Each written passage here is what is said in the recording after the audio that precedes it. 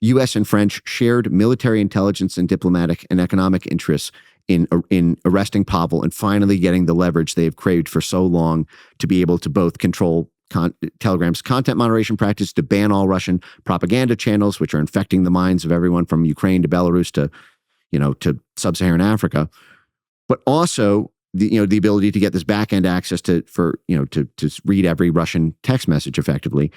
There's a great example of this in terms of blowback on Americans.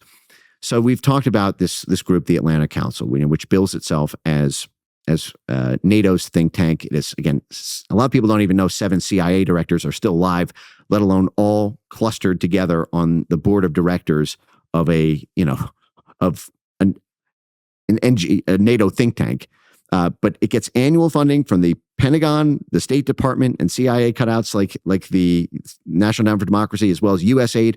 There are 11 different federal government agencies who all provide federal government funding every single year to what is effectively the civilian influence arm of NATO. Now, in March 2018, the Atlantic Council published a set of white papers called Democratic Defense Against Disinformation. And in the March 2018 version of it, the cover photo, again, this is funded by the United States Pentagon, United States State Department, United States Intelligence Service conduits. The front page of this memo called Democratic Defense Against Disinformation, which called for this whole of society playbook about how the government could organize civil society, censorship from the civil society side, censorship from the private sector side, censorship advocacy in media organizations. The cover of the memo was a giant network map, a network narrative map of the French election, because at the time there was WikiLeaks had published something called the Macron leaks, which were these sensitive, politically embarrassing emails involving Macron when he was neck and neck in the race against Marine Le Pen in 2018. And the front page of it had in red all these narrative network maps of French citizens and Russians.